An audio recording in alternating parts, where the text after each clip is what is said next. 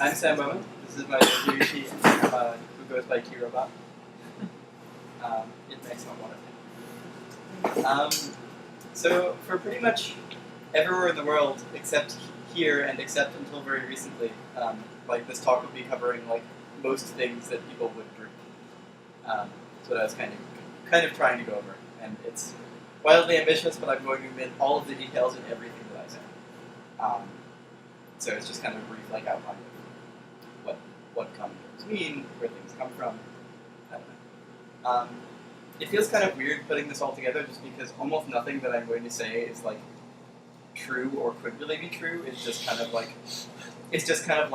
the part of the tradition about how everything works that I like best understand. So almost like there is a counterexample to everything I'm going to say. So in terms of things that people drink a lot of, I'm not going to go on this at all, but water. It seems relevant because everything else I'm going to be doing, except for this puppy, is made of water. But just as a side note, especially for tea, like where the water comes from matters a lot. This does not mean that bottled water is a good idea, by the way. As that I've heard people say like, oh, for good tea you should use bottled water because it's like from better sources and stuff. And then I've actually seen side-by-side reviews where like, okay, like properties like contamination by almost everything is higher in like almost every brand of bottled water compared to like tap water that you run through a filter. So Because they don't actually have to go by the standards set by Yes. the government. also using really cheap plastic. Not a good idea. So tea. I'm going to not dwell very much on things that aren't tea, but that are called tea. That's mostly common herbs like peppermint, chamomile, and what's called red tea, which is actually a plant called rooibos. But all of the rest of things that are commonly called tea are a single plant, a single variety. The only difference is how it's prepared once it's picked. It's not grown in that many places. It's grown in Japan, southeastern China, and India. So I was going to bring down a few pictures to show you what tea bush looks like, but it looks like a topiary bush. It's just sort of small green leafy shrub. If you've heard the term tea tree, it does grow into a tree if you don't trim it, but the plant called tea tree is actually completely unrelated. So tea tree oil is not related to tea. It's weird. I'm amused by the origin myths of all of these things. So the Chinese legend of discovery of tea is from China, is that a Chinese emperor, Shennong, in 2737 BC, always boiled his water before drinking it for safety concerns. And at one point he was out in his courtyard under this beautiful green leafy tree, and some dried leaves from the tree fell into the water, and it smelled wonderful and fragrant, and he tried the water and declared that this would be the new drink instead of water.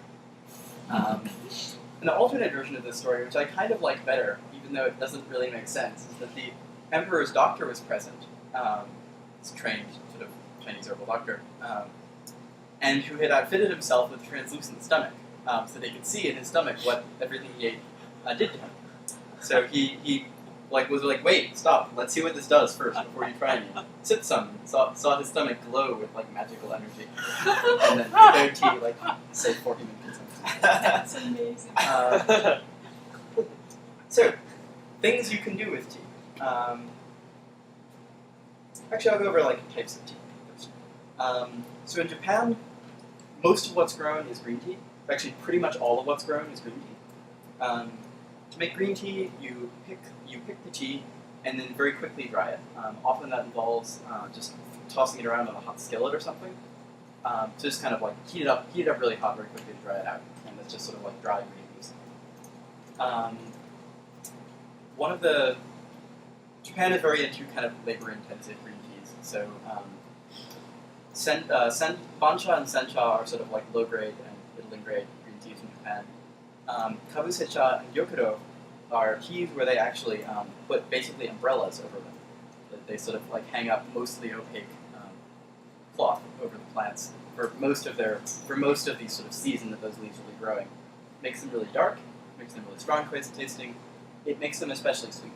Japanese teas can be legitimately sweet if you don't use boiling butter with them, which you shouldn't be doing anyway. I'll go back to matcha in a minute. Chinese teas. China is where everything gets really interesting because tea's been in China for almost 5,000 years.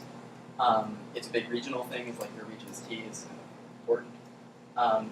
And the landscape is wildly varied. So you get tea that tastes like goats. You get tea that tastes like apples. You get, and the preparation methods vary wildly. But darker green teas, oolongs, are sort of characteristically Chinese.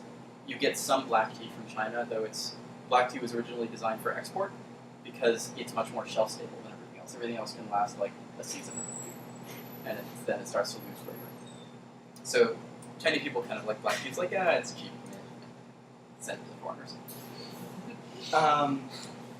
There's Pur, which I'll get back to, and then India, Sri Lanka, and I think Bangladesh maybe, but like all along there, you get black tea.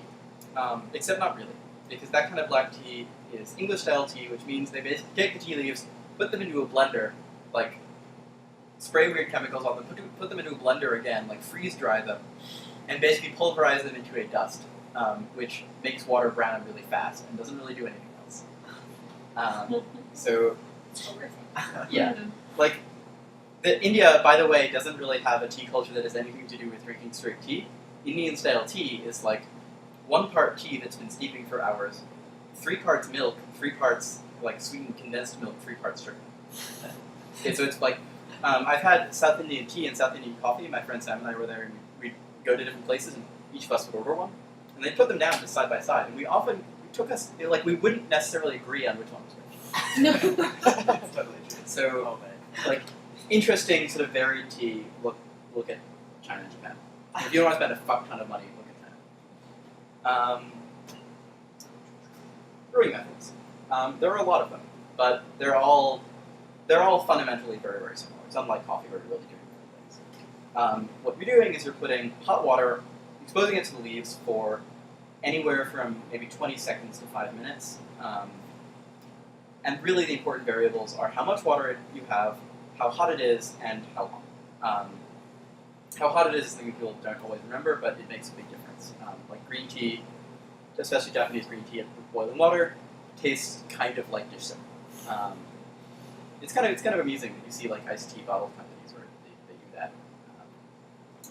I don't have any Japanese green tea down here because mine's all sale, but so some other things. Most common method, teapot, very simple. This one is a strainer, which means you can use tea leaves straight out without a bag or anything. You can also get a tea ball or something with a basket strainer, or put things in a tea bag yourself, or just buy tea bags. They're way more expensive, by the way, if you're actually doing a lot of something. Common variation on that is Japanese style, Chinese style, very similar, except with the weird side handle. Gaiwan is common in China. That's basically a bowl. They vary in size, but probably about like this big. It's a lid. Put the tea leaves in. This only works for fairly big leaves. Put the lid on, and then just hold the lid on and pour it out. The water will seep through the cracks in the cup. That is basically the same thing. Weirder ways of preparing tea, matcha, or cha-no-yu, Japanese tea ceremony.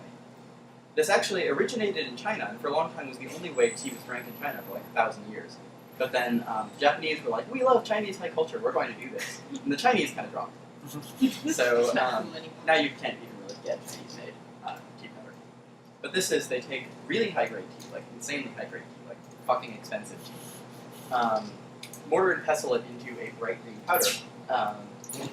Add boiling water to it, and whisk it with a bamboo whisk stupendously quickly